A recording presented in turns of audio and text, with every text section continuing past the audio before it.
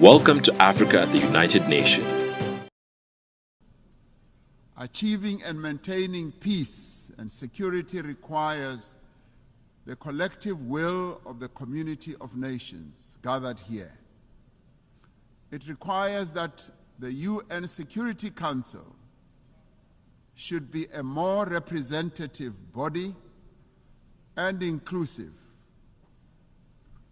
78 years since its formation, the structure of the United Nations Security Council remains largely unchanged. Africa and its 1.4 billion people remain excluded from its key decision-making structures. This cannot continue.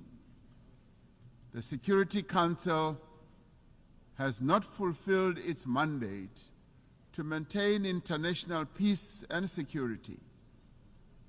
The UN Security Council must be reformed as a matter of agency.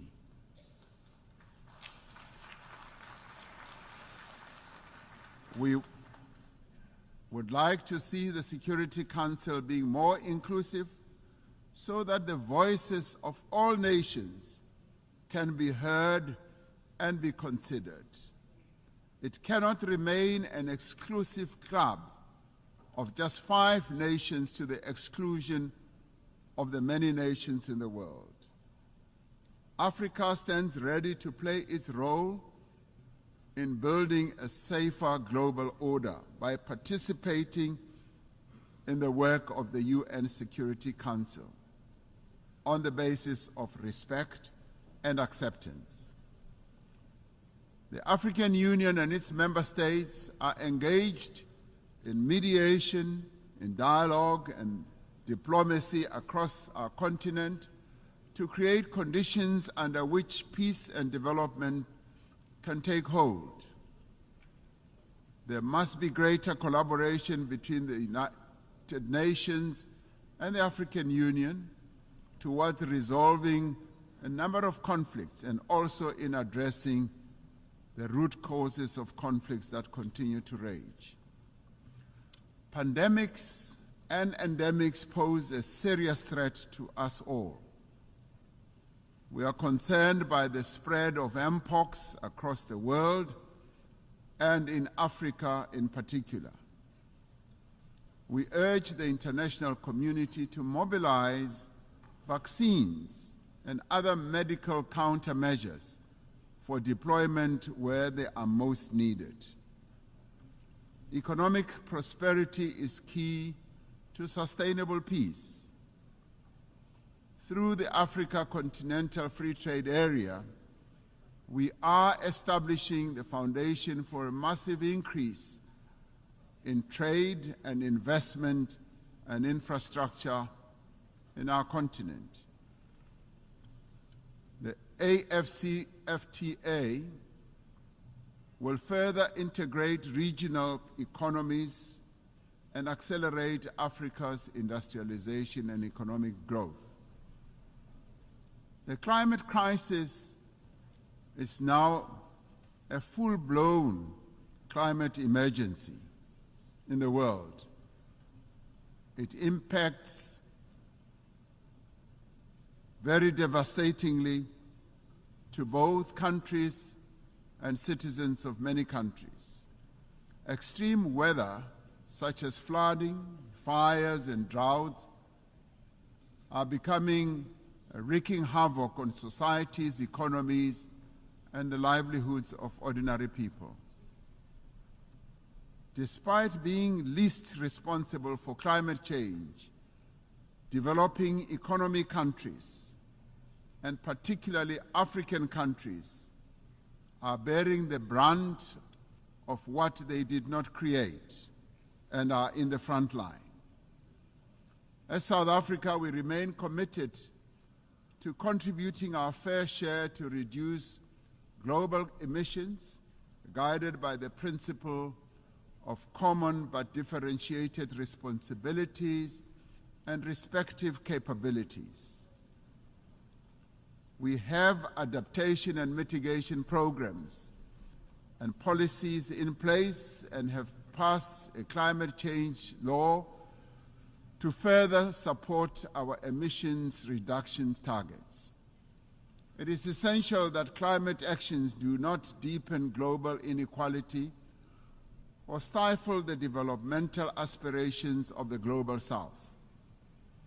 The industrialized nations are not honoring their climate commitments, and we repeat the call for predictable and sustainable financing for climate action.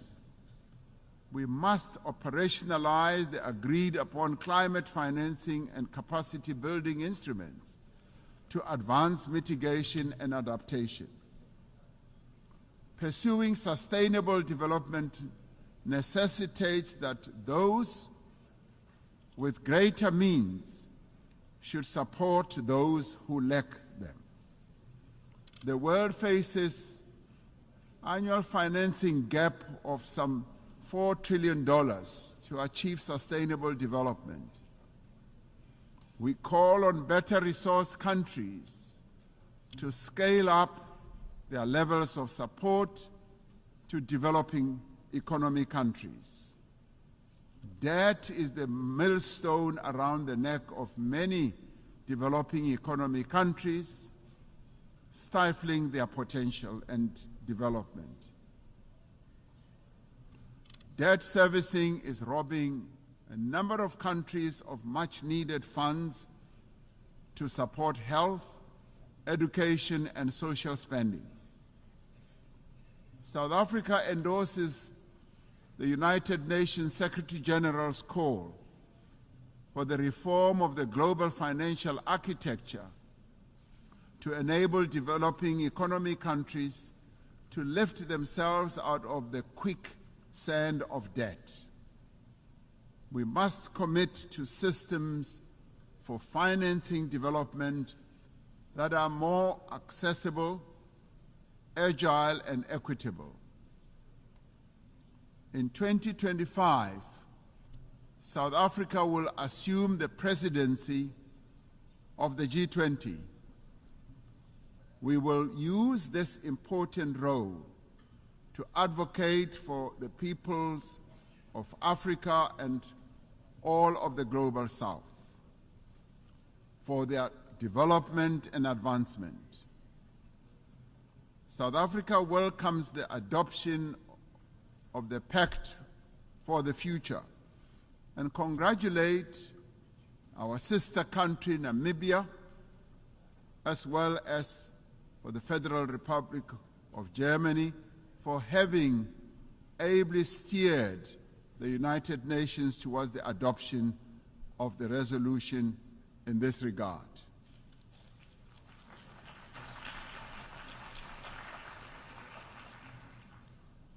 This Pact of the Future is a platform for us to focus on those actions we need to take together to build a world in which the equal worth of every person and the equal worth of every country is recognized and valued. We particularly welcome the commitments to place poverty eradication at the center of all our efforts, and for the Sustainable Development Goals financing gap in developing countries to be closed.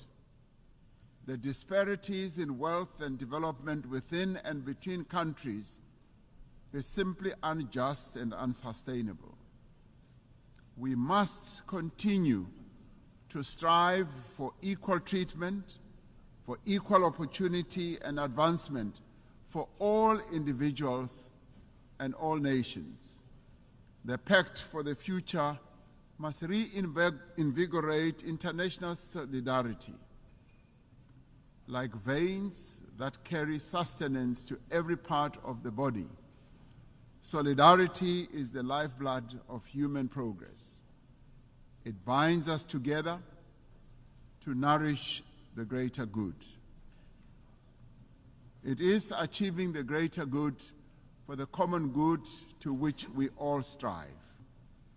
Through dialogue, through respect for the rule of law, through the advancement of human rights, through cooperation and solidarity, we can and we will be able to achieve a better world for all the peoples of the world. I thank you. Don't forget to subscribe and hit the notification bell to receive updates on our latest videos. And always remember, Africa is watching.